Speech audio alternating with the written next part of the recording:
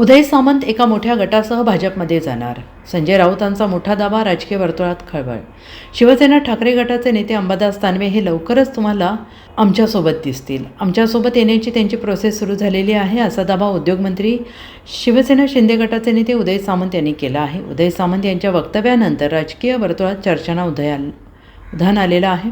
आता शिवसेना ठाकरे गटाचे खासदार संजय राऊत यांनी एक खळबळजनक दावा केला आहे. संजय राऊत यांनी म्हटलेलं आहे की अंबादास दानवे हे कडवट शिवसैनिक आहेत. ते गेल्या अनेक वर्षांपासून एकाच पक्षात आहेत. त्यांनी 3-4 पक्ष बदललेले नाहीत. ते आमचे सहकारी आहेत. या दाव्यांना अर्थ नाही. स्वतः उदय सामंत एका मोठ्या गटासह भाजपमध्ये चाललेले आहेत. दावोसमध्ये काय चर्चा झाली हे तुम्हाला माहीत आहे का, असा दावा त्यांनी केला आहे. आता संजय राऊत यांच्या या दाव्यावर उदय सामंत काय बोलणार, याकडे सगळ्यांचे लक्ष लागून राहिले आहे. दरम्यान मुंबईतील शिवसेना शिंदे गटाचे नगरसेवक स्वतंत्र गट स्थापन करण्यासाठी आज कोकण भवनात जाणार आहेत. याबाबत विचारलं असता संजय राऊत यांनी म्हटलं आहे की शिंदे गटाला पंतप्रधान नरेंद्र मोदी, अमित शाह हे वंदनीय आहेत. कोश्यारी यांनी छत्रपती शिवाजी महाराजांचा अवमान केला, पण शिंदे गटाकडून निषेधाचा एक शब्द आलेला नाही. शिंदे सेनेला बाळासाहेब वंदनीय नाही. शिंदेंची शिवसेना ही भाजपचं अंगवस्त्र आहे. किती दिवस रुसून बसणार, असा सवाल त्यांनी केला आहे. फार तर एखादी साडीचोळी पदरात पाडून घेतली असा टोला राऊतांनी शिंदे गटाला लगावला आहे. तर मुंबईचा महापौर हा भाजपचा होईल, असा दावा देखील संजय राऊत यांनी केला आहे. बाळासाहेब ठाकरेंना वंदनीय वगैरे शब्द वापरतात. त्यांना ते बाळासाहेब ठाकरे त्यांना अजिबात वंदनीय नाहीत. त्यांना वंदनीय फार तर मोदी, अमित शाह आहेत. त्यांना वंदनीय कोण आहेत? मोदी आणि अमित शाह त्यांना वंदनीय आहेत. बाळासाहेब ठाकरे त्यांना वंदनीय असते तर बाळासाहेब ठाकरेंच्या विचाराने ते पुढे गेले असते. छत्रपती शिवाजी महाराजांचा अपमान कोश्यारीने केला, निषेधाचा शब्द नाही.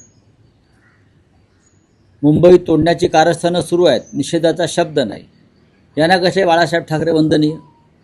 कशालाही नाटकं करताय, ढोंग करताय तुम्ही? हां, मोदी वंदनीय आहेत, अमित शाह वंदनीय आहेत, जय शाह त्यांना वंदनीय आहेत, बरं का? असे अनेक लोक त्यांना वंदनीय असतील. पण हिंदुहृदय सम्राट माननीय बाळासाहेब ठाकरे आम्हाला वंदनीय आहेत असं बोलणं म्हणजे बाळासाहेबांचा आणि संपूर्ण मराठी जनांचा अपमान करण्यासारखं आहे.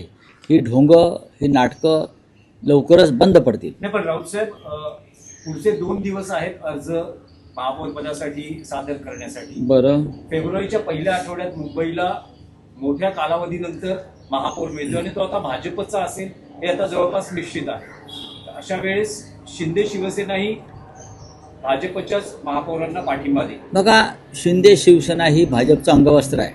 किती रुसणार? हा तर एखादी साडी चोळी पदरात पाडून घेईल, बाकी काय नाही ना घेणार. एखादी आवडीची साडी चोळी पदरात पाडून घेईल ही रुसकीबाई. याच्या पलीकडे काय करणार मला सांगा ना तुम्ही? यांच्या हातात आहे काय?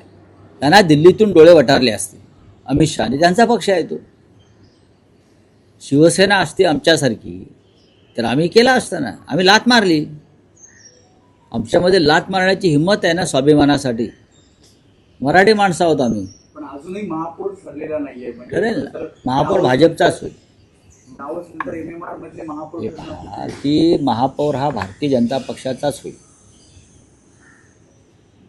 अमित शहाना, मोदींना मुंबईवर जर ताबा मिळवायचं जे काही स्वप्न आहे त्यांचं पूर्णपणे, त्याच्यामुळे ते आपला स्वतःचा महापौर करतील आणि 2.5 वर्षांनंतर वगैरे काही कोणाला मिळणार नाही. Bureau report, SBN Marathi, Mumbai.